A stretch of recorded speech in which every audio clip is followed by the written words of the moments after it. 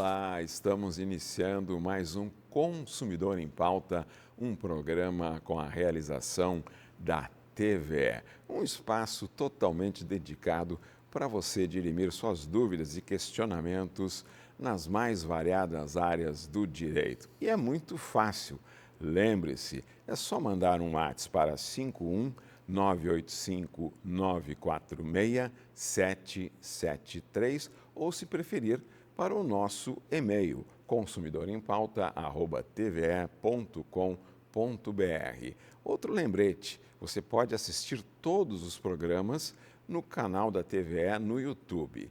No programa de hoje estaremos tratando do direito do consumidor. Estamos recebendo o presidente do Fórum Latino-Americano de Defesa do Consumidor, o senhor Alcebiades Santini. Seja bem-vindo, Santini. Tudo bem, muito obrigado.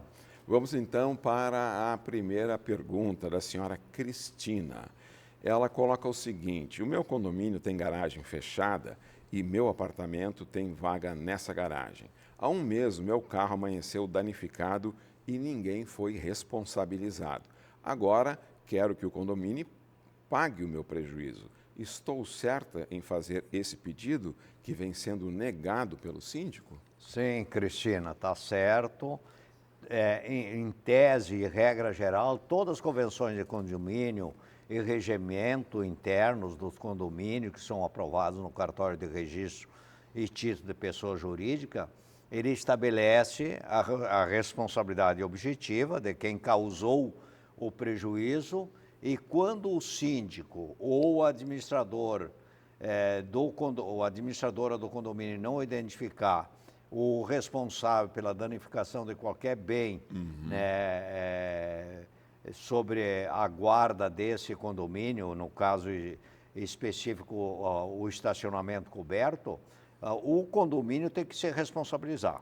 E depois ele pode buscar a identificação do responsável, se ele tiver câmeras, de filmagem, etc. Na própria filmagem, retrocedendo, ele consegue identificar quem foi o causador. Mas, em tese, sempre o condomínio é responsável pelo dano da guarda do bem e da segurança desse bem, que o condômino paga, mensalmente um custo para isso, onde a segurança está embutida.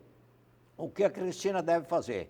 Imediatamente faz um pedido formal ao síndico, estabelecendo, tira fotos, apensa junto e pega o protocolo.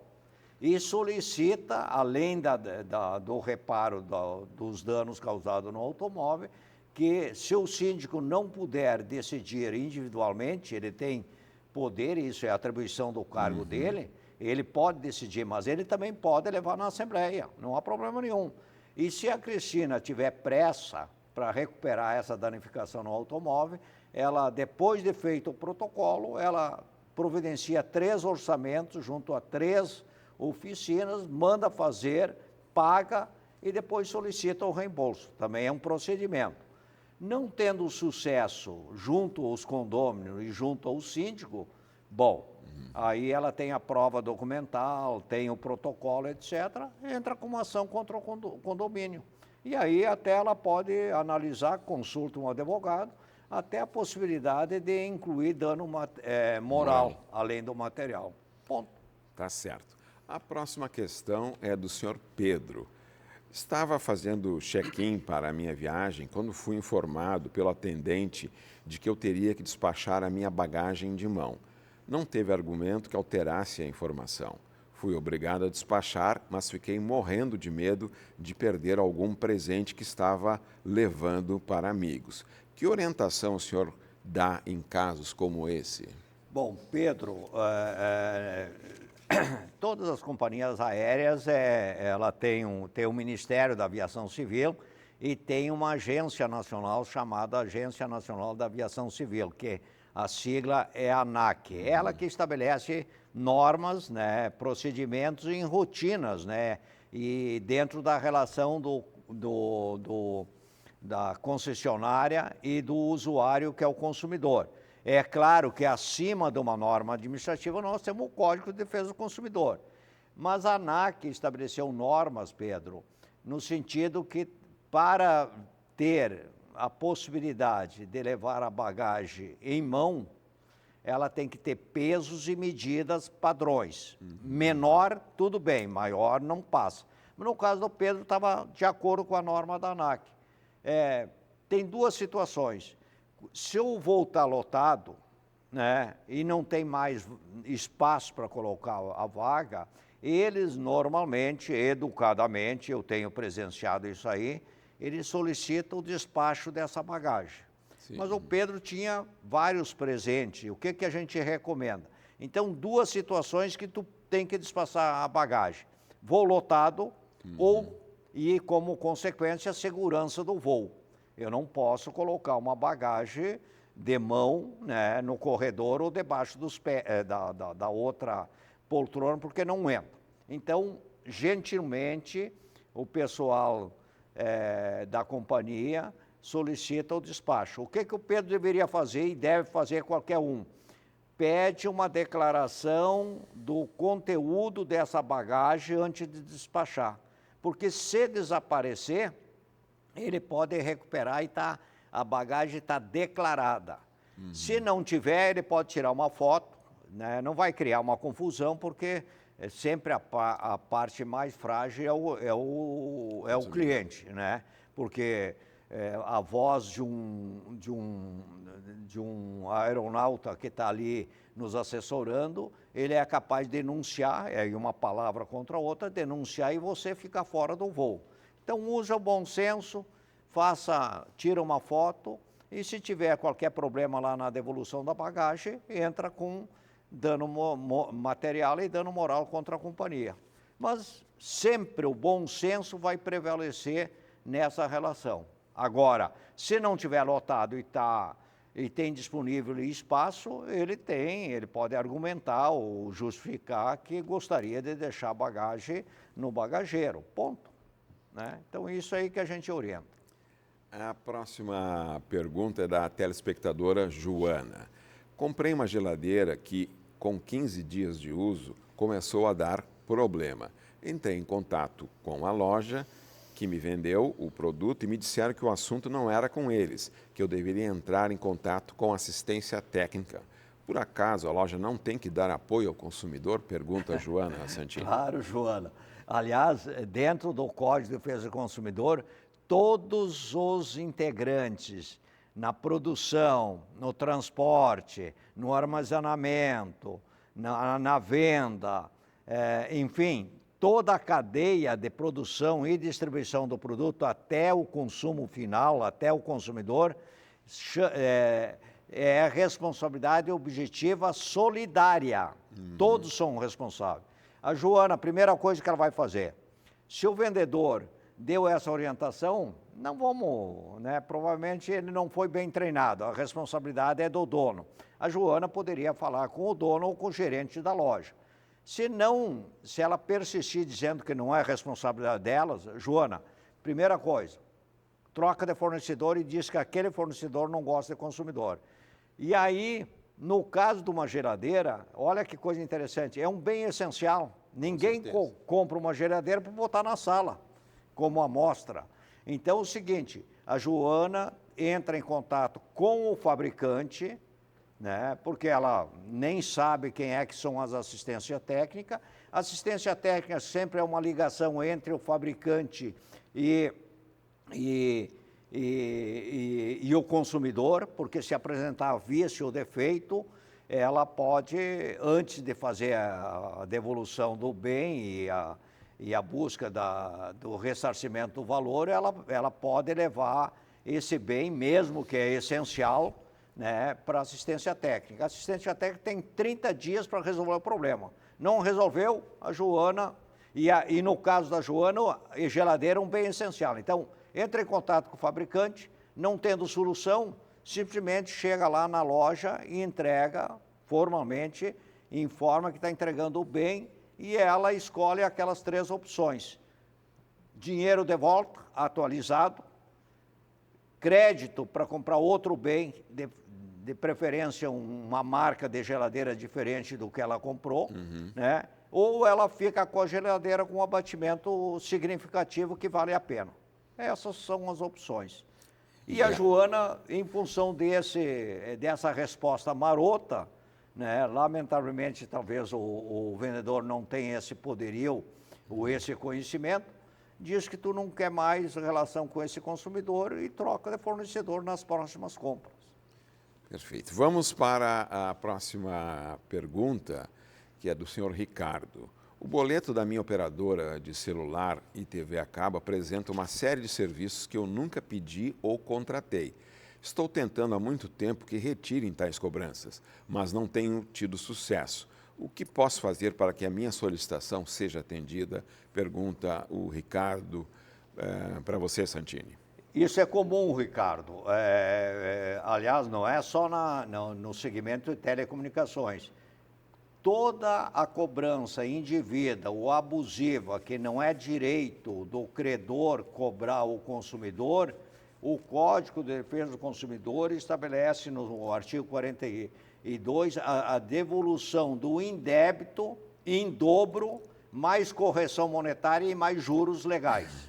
Então, o que o Ricardo tem que fazer? Entra em contato com a operadora, aliás, ele já fez isso aí várias vezes. Ele pode denunciar essa operadora, fazer uma denúncia na Anatel, isso é importante, no PROCON, né, e guardar os protocolos. Se não tiver sucesso, todo o valor que ele pagou, ele pode entrar com uma ação judicial no juizado especial, pedindo exatamente a devolução desse indébito, em dobro, correção monetária mais juro legal. Ponto. Então é isso aí que tem que ser feito. Perfeito. Nós vamos para um breve intervalo e o Consumidor em Pauta já volta. Nos aguarde.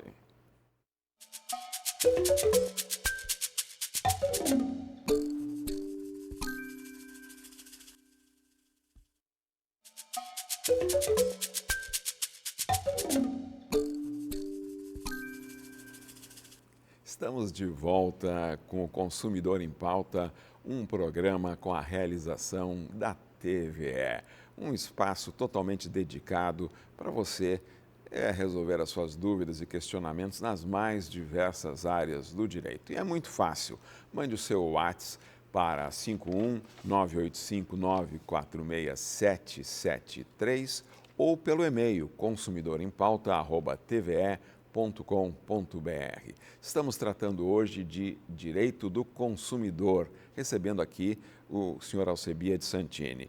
O próximo questionamento é do senhor Marcos e ele pergunta, Santini, o que o Código de Defesa do Consumidor prevê em relação ao superendividamento? Bom, Marcos, o superendividamento foi um ajuste, uma alteração, aliás, foi um acréscimo que o Código de Defesa do Consumidor, na época, lá em 1990, ainda não tinha uma definição clara e não existia essa situação de superendividamento que nós temos hoje no país. Até por um incentivo de crédito, né? Um oferecimento de crédito um pouquinho irresponsável por parte de quem oferece. Mas o superendividamento sofreu um capítulo de ajuste no Código pela Lei 1418 de 2021, onde nós temos vários atores, a professora Cláudia Lima Marques, a doutora Clarissa, etc., que deram grandes contribuições de realocar esse assunto dentro do Código de Defesa do Consumidor. E aí manda e estabelece e garante a prevenção e o tratamento da repactuação de qualquer empréstimo que não siga essa norma legal, a Lei 1418 de 2021. Então, aonde o fornecedor de crédito tem uma responsabilidade, ele tem que fazer uma análise da saúde financeira do consumidor e fazer uma adequação do empréstimo de acordo com a sua capacidade de pagamento. Porque, caso contrário, se ele não fizer isso aí, tanto administrativamente quanto judicialmente, ele pode ser acionado, o fornecedor de crédito, as instituições financeiras, por irresponsabilidade e ter até uma decisão do juiz dizendo que o consumidor não foi respeitada na sua fragilidade, na sua boa-fé e colocou em risco a saúde financeira desse consumidor. E o juiz pode determinar, inclusive, anulação desse empréstimo. E a repactuação e essa prevenção é importante porque tu pode fazer uma repactuação da tua dívida, tanto no campo administrativo quanto judicial, em situações de como? Verificando qual a capacidade de pagamento, e aí tu pode estender o número de prestações e diminuir o valor mensal da prestação. Quando isso não é possível fazer numa mediação e no campo administrativo, o cara pode acionar o Poder Judiciário, não tem problema nenhum. Então o Marcos aí tem todos os caminhos. Mas a recomendação principal que eu digo, que normalmente hoje, de forma transversal, muitos segmentos do ensino já inclui no conteúdo programático de forma transversal uma preparação do consumidor para administrar a sua vida financeira de forma confortável. E o que é de forma confortável? É que tu tem duas maneiras de conviver com essa saúde financeira, aumentando a receita ou diminuindo a despesa. E sempre a gente recomenda que tu tenha pelo menos, guarde uma receita para situações excepcionais, doença, separação, enfim, perda de emprego, etc., no mínimo de 10% da sobra como uma receita provisória para enfrentar algumas situações não planejadas. Santini, os teus esclarecimentos estão muito precisos, mas eu te confesso que certamente daria um programa especial só para tratar, infelizmente, né, do tema do superendividamento, que abrange, e principalmente aquele perfil de consumidor da classe menos favorecida que não tem acesso à informação, né, e esse tema que tu falaste, que é a educação financeira, é um tema que acaba só sendo aplicado nas escolas com perfil onde não está concentrados. Por isso que, assim, eu não vou fazer aqui um comentário que daria outro programa verdade. também, né? E o desafio está em casa. A educação familiar tem uma influência muito grande e aí a gente começa desde cedo, talvez com um propósito de oferecer, quem pode, né, dar uma mesada para o filho, mas estabelece algum limite que tem que ter sobra. Tá certo, trataremos no programa especial. O próximo questionamento é do senhor Lucas. Ele relata o seguinte: comprei um tênis via canal online e acabei não gostando do produto. No 8º dia entrei em contato com o site para a devolução e eles não aceitaram. Eu não tenho direito ao arrependimento? Pergunta o Lucas. Bom, sim ou não, né, Lucas? Se ele está contando os 8 dias da compra, o produto não chegou no domicílio. O direito de arrependimento, Lucas, é até 7 dias após o produto chegar no endereço indicado, ou endereço comercial ou endereço domiciliário. Então, é o seguinte, se não chegou o produto na sua residência, mesmo que ele comprou há 8 dias, mas não chegou, ao momento que chega ele tem 7 dias, não precisa ter motivo nenhum, ele simplesmente comunica o site, o canal que ele manteve como fornecedor, dizendo que não quer mais o produto, que está disponível para devolver. Não tem custo nenhum. Agora, se os 8 dias que o Luca informa da data que ele já recebeu, perdeu a vez, aí ele não tem direito nenhum, né? A não ser que tenha um vício ou um defeito. Então, Lucas, você que vai decidir. Se os 8 dias foi da data da compra, tu está dentro do prazo de 7 dias de arrependimento. Aliás, aqui um desafio para o nosso Código de Defesa do Consumidor. Esse prazo a gente deveria aumentar ou para 12 ou 10 dias no mínimo. Talvez seja um desafio aí para o Sistema Nacional de Defesa do Consumidor pensar como na Europa esse prazo é de 10 dias, não de 7 dias. Uma boa proposição. Ainda nesse universo das relações de consumo via plataformas digitais, a Fernanda relata o seguinte, né? Ela pergunta, na verdade, uma plataforma pode ser responsabilizada caso um produto comprado via internet chegue com defeito e o consumidor não consiga mais contato com o fornecedor? Essa é uma situação da Fernanda que pode acontecer com qualquer um de nós, né?